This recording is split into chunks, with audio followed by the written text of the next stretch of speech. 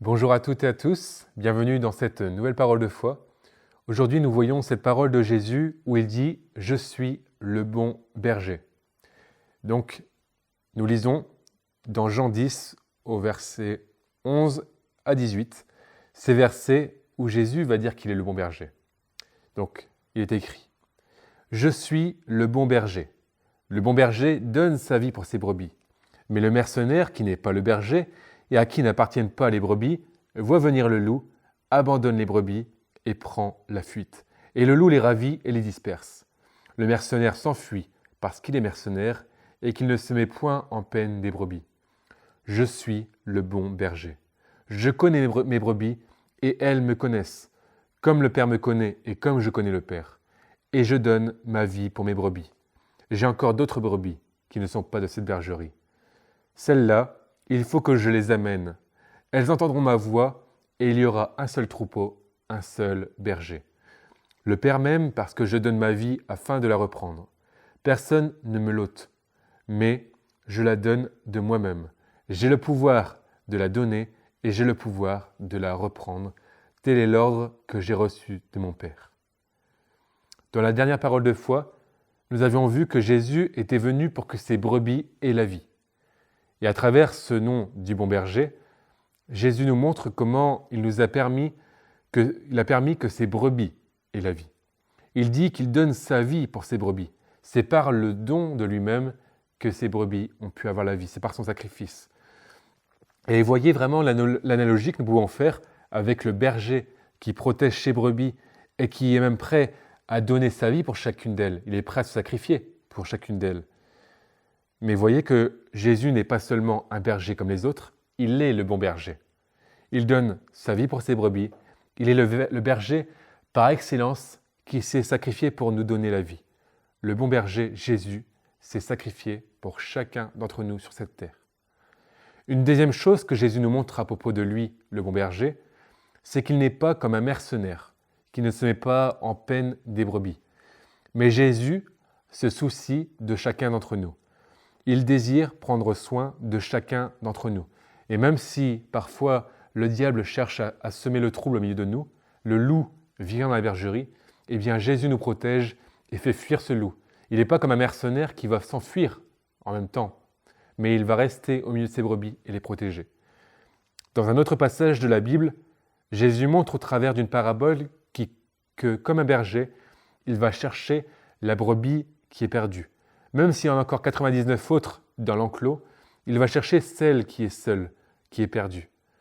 Pour Jésus, cela nous montre que chacune de ces brebis, chaque être humain, a une valeur inestimable pour lui. Il ne délaisse personne, il n'abandonne personne et ne fait pas de favoritisme. Mais ce qu'il désire, c'est prendre soin de chacun. Si vous êtes découragé, venez à Jésus et voyez la valeur que vous avez pour lui. Et parce que vous avez de la valeur pour lui, il veut vous faire du bien et il veut vous bénir. Alors Jésus, le bon berger, prend soin de ses brebis. Et de plus, nous lisons qu'il les connaît chacune personnellement. La Bible nous dit qu'il connaît même les pensées de nos cœurs. Il connaît ce qu'il y a au plus profond de chacun d'entre nous. Il connaît ce que nous désirons, il connaît nos sentiments. Il nous connaît tous, il connaît tout sur nous. Et il nous appelle à lui et il veut que nous ayons cette relation avec lui. Comme lui nous connaît, il veut que nous le connaissions. Jésus connaît ses brebis, il nous connaît, chacun d'entre nous. Et ces brebis, parce qu'elles ont appris à vivre avec lui, le connaissent aussi. Et nous devons toujours chercher à connaître plus notre Seigneur pour accomplir sa volonté et chercher aussi à lui plaire. Et alors, si nous connaissons notre Seigneur, nous savons aussi différencier sa voix que nous connaissons, de la voix des mercenaires, la voix des faux prophètes et de ceux qui se déguisent en loups dans la bergerie pour semer le chaos. Mais comme nous avons appris à discerner sa voix, nous l'écoutons, nous lui obéissons et alors nous suivons notre bon berger qui nous mènera là où il le veut. Il dit cela aussi plus loin. Il dit au verset 27 et 28, « Mes brebis entendent ma voix, je les connais et elles me suivent. Je leur donne la vie éternelle et elles ne périront, elles ne mouriront jamais. Et personne ne les ravira de ma main. » Personne ne pourra nous enlever cette relation avec notre bon berger. Personne ne pourra nous faire tomber si nous le suivons pleinement chaque jour en décidant d'écouter sa voix et en lui demandant aussi de nous garder et de nous aider à discerner les mauvaises voies autour de nous. Enfin, le bon berger désire que nous formions un seul troupeau. Dans un troupeau, les brebis sont toutes différentes. Elles agissent différemment, elles ont des caractères différents. Pourtant, elles ont appris à vivre ensemble et on n'appelle pas les brebis individuellement, mais on les appelle un troupeau parce qu'elles vivent ensemble. Alors que nous puissions former aussi ce troupeau que Jésus veut. Un troupeau où nous sommes chacun liés par notre amour les uns pour les autres et où nous sommes tous attachés à notre bon berger.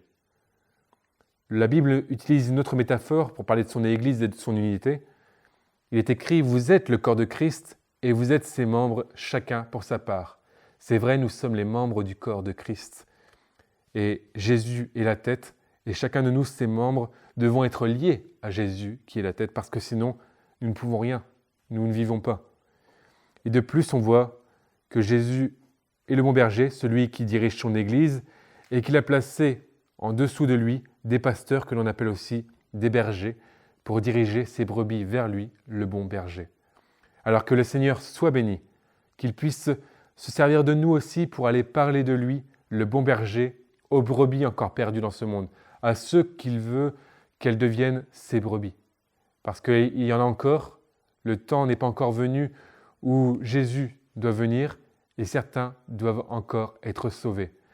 Alors, que le Seigneur nous utilise encore, qu'il soit béni et à bientôt dans une nouvelle parole de foi.